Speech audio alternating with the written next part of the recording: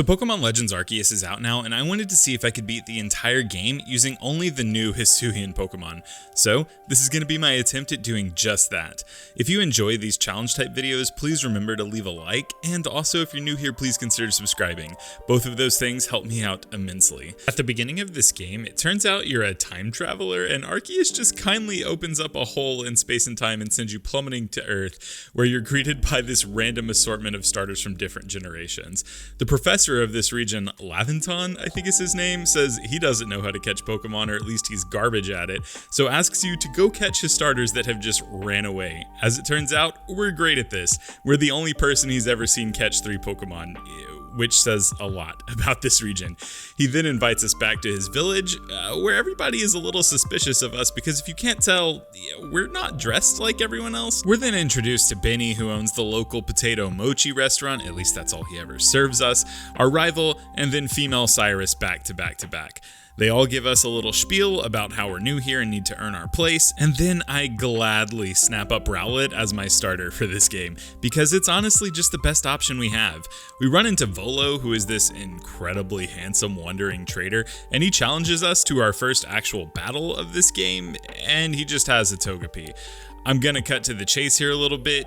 We decimate him. It's a Togepi. After that, we're swept off to the Obsidian Fieldlands, which is the first area we can actually explore in this game, and we have to prove that we're good at catching Pokemon, even though we're the only person who's ever caught 3, so we catch a bunch of random Pokemon, and then, yay, now we're a part of the village, and they give us this horrendous outfit. But an even more horrendous hat. We're then introduced to Kamado, and the first thing he does is just sumo slams us onto the ground, but he likes our grit, so he lets us continue exploring for the village. I then go get a haircut, and yeah, I'm not sure why I thought this style looked good, so I take my atrocious haircut back out to the Obsidian Fields, and we get some tasks done.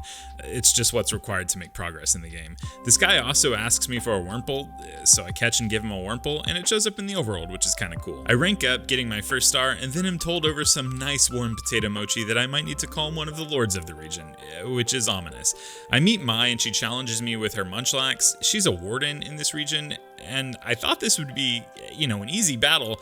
It's not. This Munchlax murks like 3 or 4 members of my party before I finally down it, and if that wasn't enough, my introduction to Alpha Pokemon is right after this, and this stupid Kricketune murked half my team before I was able to kill it. So let me take one moment here as a quick aside to just say, this is not going to be a hardcore Nuzlocke run. If you're wondering why I didn't break down hardcore Nuzlocke rules at the beginning of this video, it was this exact moment that made me realize, yeah, this is probably not super doable as a blind run. I got the game early before there was any information released on it, and honestly, after playing it, I don't think it super lends itself to a hardcore Nuzlocke experience. I mean, again, I'm sure someone's done it, but it's not for me.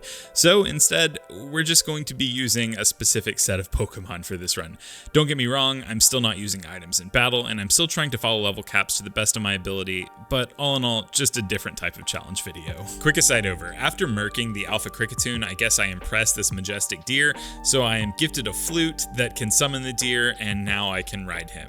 This is peak gameplay. We're then introduced to Adaman and Irida, who are the clan leaders of the Diamond and Pearl clans respectively, and they kind of have a conflict because one believes that the one true god rules over space and the other believes that the one true god rules over time. I mean, you get it, right? They're just referencing Dialga and Palkia here. Clever storytelling, Game Freak.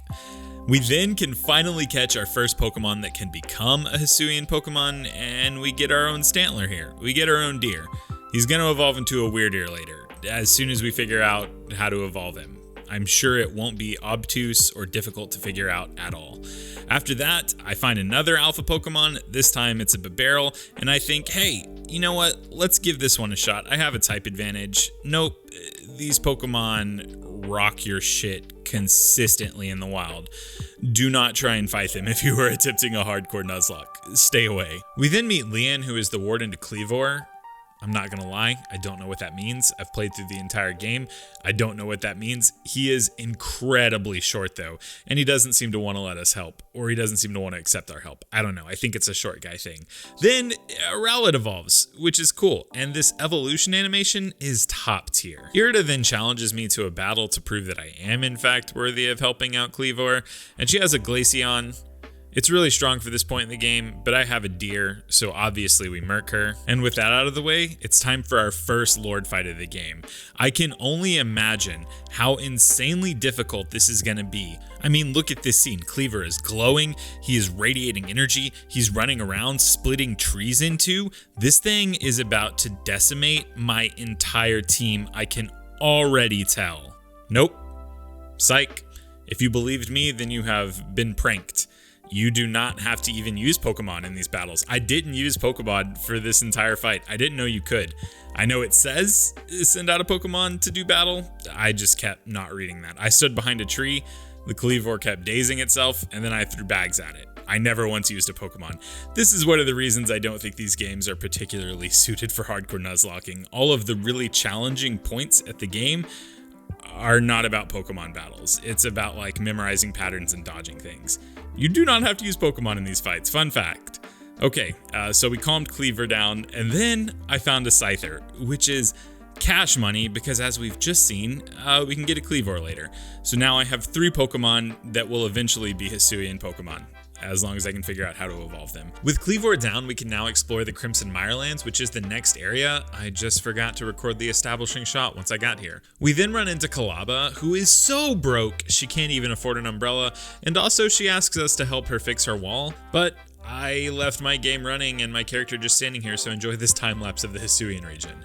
I then run into a Teddiursa, which means I now almost have a complete team of Pokemon that will soon be Hisuian Pokemon, as long as the evolution conditions aren't too hard to figure out, and I make my way to an old campsite where I am attacked by, let me check my notes here, the Misfortunes? I don't know. Their names are Charm, Clover, and Coin, which are all, I guess, luck related somehow. They send out a Toxicroak, which I obliterate with my deer, and then they give me the piece of the wall that Kalaba is missing. She takes me to Ursaring and tells me that I cannot catch it under any circumstances, but I absolutely can heck it up. So I do, and now I can ride around on it like it's an item finder, which is a fantastic mechanic. And now that we've proven ourselves and beaten Ursaluna, we can challenge Lilligant. And once again, we beat her by throwing bags at her. This fight is a little bit more difficult than the Cleaver fight, at least, but we're just throwing bags at Pokemon. Neat. So it's finally time to evolve our Pokemon, and I figured out their evolution conditions completely by myself. Nope, I'm kidding. They are incredibly obscure. For Ursaring, you have to ride around on your Ursaluna item finder guy until you find a peat moss, and then you have to use peat moss on Ursaring on a night when there's a full moon. That's how you get Ursaluna. For Stantler, you'll eventually learn a move called Psyshield Bash, and you have to use that move on Agile style after you've mastered it 20 times. And then you level it up and you can evolve into Weirdeer.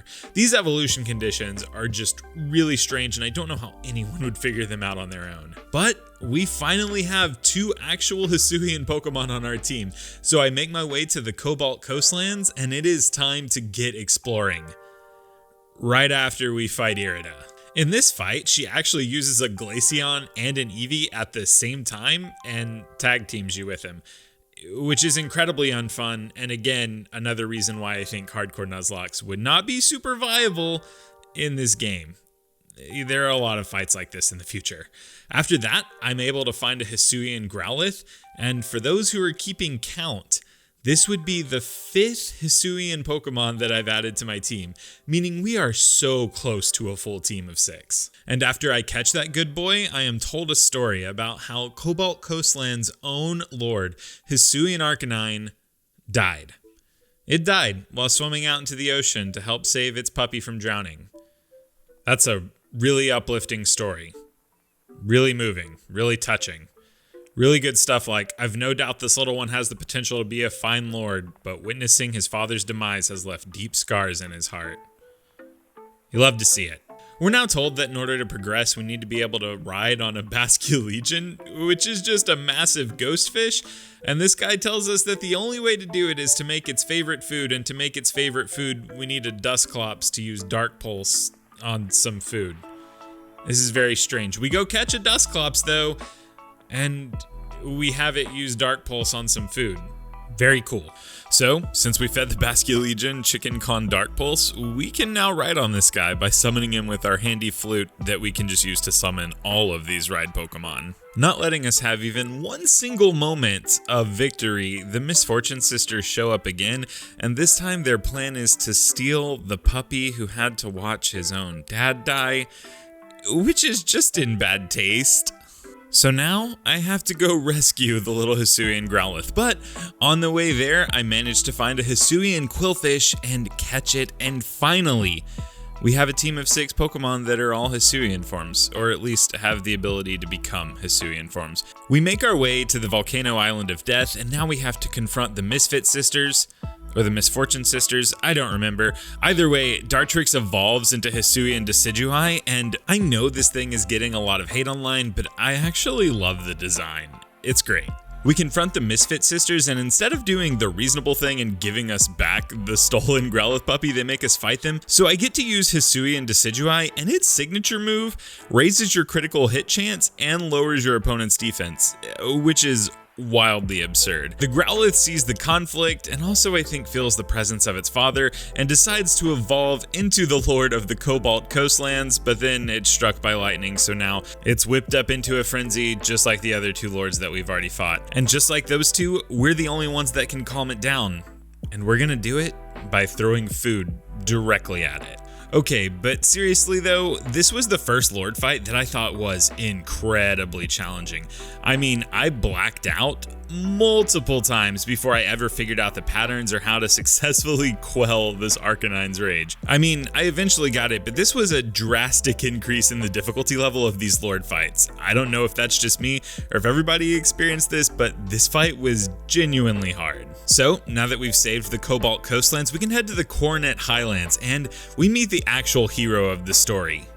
I present to you Sneasler. This thing is so goofy looking, but we can use Sneasler to scale mountains, which is actually pretty cool. We meet Melly, who is one of the wardens of the Coronet Highlands, and I without a doubt think that this guy is the worst character in the game.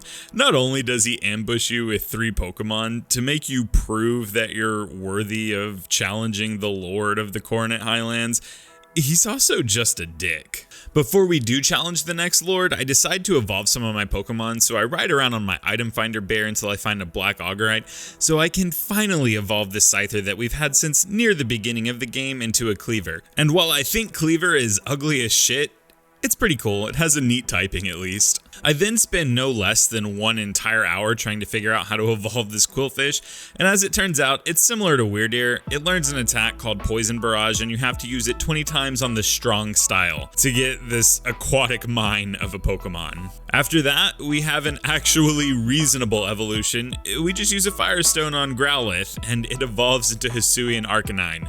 And now, I have a fully evolved team of all Hisuian Pokemon. I make my way back to the Coronet Highlands and I decide to challenge the Lord, which happens to be my favorite Lord in this game. I mean, don't get me wrong, I normally really dislike Voltorb and Electrode, but something about the Hisuian forms really do it for me. This is also, in my opinion, the most enjoyable Lord fight. It has a good balance of difficulty and mechanics, and one of the main attacks, being Voltorb bombs dropping out of the sky, is hilarious. This is a 10 out of 10 Lord fight. I know I haven't shown it every time, but basically every time we accomplish something in this game, we're fed potato mochi. And I just wanted to share that with you. Now that I've quelled 4 of the Lord's frenzies, we have a meeting with Adaman, Irida, and Kamado about the fact that I've quelled 4 of the Lord's frenzies. It progresses the story. We also get to see that Silene is deathly afraid of bug Pokemon, which is just good character building. Don't worry, Silene, I won't let it hurt you. As I'm heading back out to the Coronet Highlands to get some research tasks done, I see that there's actually a Hisuian Voltorb outbreak, and I haven't caught one of these yet, so I go find it, and this happens. I mean, don't get me wrong, now I know that outbreaks are the shiny hunting method of this game, but at the time, I didn't know that, and this is still insane. I'm actually going to catch a shiny Pokemon in a restricted challenge that I can use? Sign me up. After getting some research tasks done, I level up and get my 5th star, which unlocks the last area that I can explore in this game, the Alabaster Icelands. home to the largest lord that we'll fight in this game. But forget the story, forget everything. I was wandering around the Crimson Mirelands and I saw this absolute unit. That's right, I found a full odds shiny Alpha Psyduck and I caught it. And just look at this chonker. This is, without a doubt, my favorite thing that I have ever done in Pokemon ever. That's it. I've peaked. Okay, now back to the monotonous and boring story because it doesn't entirely revolve around shiny Alpha Psyduck. We evolved this Hisuian Voltorb. It's a relatively easy evolution, you just need a Leaf Stone. But we have shiny Hisuian Electrode, which I also love, just not as much as Psyduck. Now, back in the Alabaster Icelands, we have one of the rare battles of the game versus Garrick, who is the warden of the Lord of the Alabaster Icelands, but he just has a Glalie and a Frostlass, and I have a Hisuian Arcanine. So this battle turns out not to be very hard at all. Once I beat him, he tells me that I'll need the ability to fly to actually harvest the favorite food of the Lord of the Alabaster Iceland in order to quell it. So I have to chase this little weirdo all across this massive tundra just to end up in this puzzle dungeon that's based on the Reggies. I confront her, and surprise, she wants to battle me to prove that I'm worthy to ride on her big bird. But she uses Rhyperior, Electivire, and Magmortar all at once. Needless to say, this is the hardest battle we've actually had so far, but Hisuian Electrode holds his own really well, one-shotting the Rhyperior, taking the Magmortar out with 2 Thunderbolts, and then I decided to use Electrode's signature move in this game to deal with the Electivire, but I didn't know that it's basically a Grass-type explosion because it knocked me out as well. Either way, good job, Hisuian Electrode, you just 3 for 1. Now that we have access to flying, I feel like there's no better way to test it than just yeeting ourselves off a cliff. Oh, there we go. Nice. So, with access to flying, I can now go harvest the Lord's favorite food, and it just happens to be frozen fish sticks. Okay, it's actually called Eternal Ice, but let me believe. With our bucket of frozen fish sticks, it's time to go take on the Lord of the Alabaster Icelands, which is an absolutely enormous Hisuian Avalugg. I mean, look at this thing! No shot. You can't tell me that the main protagonist of Pokemon Legends Arceus isn't some type of metahuman. Look at this. I'm dodging snowballs, I'm dodging ice shards, I'm dodging ice beams. This kid is a metahuman. He can also fall from like 50 feet and just get up. No shot. Okay, back to the actual fight. Even though this is the last Lord that we face, I think it's only the second hardest of the Lord fights. The Arcanine one, to me, is just so much more mechanically different. Maybe I'm just dog water at it, but this fight was a breeze compared to that one. I mean, I didn't first try this fight or anything, but it was a lot easier to get the patterns down. Anyway, we chip away with our Cleavor, and eventually we throw enough bags at this thing that we calm it down. And in doing so, we've quelled the frenzy of every Lord, and we win the game. No, just kidding. After our traditional feast of potato mochi, we wake up the next day and the sky looks like something out of a low-budget vaporwave music video. And Kamado took that personally, and now is somehow convinced that everything is our fault. We've been causing all of these strange occurrences since we fell from the sky, and honestly, I mean, logically it makes sense. Nothing started happening until we showed up. So, we get ostracized from Jubilife Village, but thankfully, the most attractive character in the game, Volo, introduces us to a new character who happens to be the second most attractive character in the game, Kojita, and they're here to help us. Adaman and Irida also show up to help, but we can only pick one of them to help because it will be too suspicious, so I pick Irida. She's just the more pleasant character to be around. Now, with our task force assembled, it's time to execute the plan that Kojita gave us, which is to travel to the 3 lakes across the Hisui region and open them each with our phone. I don't know if I ever touched on this, but we have a working phone in the past somehow. We open the lake doors, we talk to 3 lake spirits, they each give us a piece of their personality, which will come together to create the red chain that will quell whatever is causing the disruption in the sky. So we head back to Mount Coronet to execute this flawless plan, and we run into Benny, but surprise! Benny doesn't just serve potato mochi, he's also a ninja, and this is the first real battle of this entire game. He leads off with a Mismagius that I'm able to take out with Overquill, then he goes into a Sneasler that I'm able to take out also with Overquill because it learns spikes and they do direct damage and then shard damage, a Gardevoir which I'm able to take out with Overquill, and then he finishes with a Gallade that I'm able to absolutely murk with Decidueye. So for the first real battle of the game, not bad, but it definitely wasn't super challenging. After that, I approach Kamado and I tell him I'm going to save the day and I have what it takes to stop the distortion in the sky, and he just wants to fight. He leads off with his Hisuian Braviary, so I use Stone Axe with Cleavor, and it actually does a ton of damage, and he switches out into Golem, preserving his Braviary. The AI did something. The Golem is one-shot by my Electrode, and then he goes out into Snorlax, but 2 triple arrows is enough to drop this thing after the defense drop. Then he goes back out into Braviary and heals it up to full, so it's back out into Cleavor where 2 Stone Axes is enough to just write an obituary for this bird. His last Pokemon is a Clefable, and I just stay in with Cleavor because Stone Axe is a hard-hitting move and does splinter damage at the end of the turn. And that's it. Those are the only 2 traditional battles where your opponent uses more than 1 Pokemon. Done, at the very end of the game. The distortion is expanding rapidly, and surprise, Palkia comes out.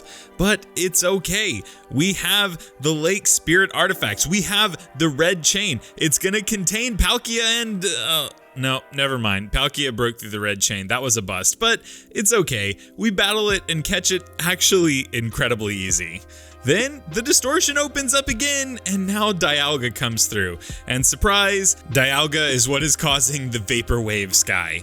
I mean, I think this depends on whether you pick Adamant or Irida to help you at the end of the game. Either way, now we have to quell Dialga. Thankfully, Adamant collected all of the pieces of the red chain to forge this incredibly useful red ball that can single-handedly quell Dialga. So we go back to the Coronet Mountaintop, approach Dialga, and challenge it with Palkia. But it isn't really enough. Palkia attempts to distort the space around Dialga with a spatial rend, but Dialga cocoons itself in a vortex of swirling time energy, and with all of this power, it digivolves into Dialgamon Horse Mode. And now, not even Palkia can withstand its blistering strength. In fact, the only one who can is me. So yeah, if you need further proof that the character you play as in Pokemon Legends Arceus is in fact a metahuman, this should be enough proof for you. The final battle of the game has you pitted up against the god of space or time in this universe, and you're required to dodge all of its attacks and then capture it after calming it down by only throwing bags of its favorite food at it. You cannot convince me that these are the actions of a normal human, but hey, that's just a theory. A game. Oh, you know what? I don't think I'm allowed to say that. That's not my IP. Anyway, we capture Dialgamon Horse Mode, the Vapor Wave Sky disappears, the heavens open up, and with that, we've beaten the game. Okay, so I have a lot of thoughts about this game, but I'm going to try and condense them here in this outro for you. First, the game is phenomenal. It might have seemed like I was shitting on it a lot, but most of it was just for comedic effect. I think this game is a massive step forward for the Pokemon franchise. I just don't think it is particularly suited to the type of challenge videos that I have been doing recently. It's not a good Nuzlocking game. Like I mentioned several times, there just aren't a ton of traditional battles scattered throughout this game. Most of the trainers you fight only have 1 Pokemon, and then the trainers that do have multiple Pokemon outside of Benny and Kamado at the very end of the game all gang up on you, so it's like 2 or 3v1, which is just not a great experience. That being said, the game is phenomenal. I think it's a fantastic experience. The story is actually pretty engaging and fun, even if a little silly at times, and all in all, I loved it. I would definitely play through this game again, and I've also really enjoyed shiny hunting in the game, so even though this game is not what I would consider a great game for Nuzlocking, still a wonderful experience. Thank you so much for watching this video. It means the absolute most to me, and if you enjoyed it, please let me know by leaving a like on the video, and also remember, if you are new here, please consider subscribing. Both of those things help me out so much. Okay, and with that being said, I'm kind of done here, and I have to leave. Alright, bye.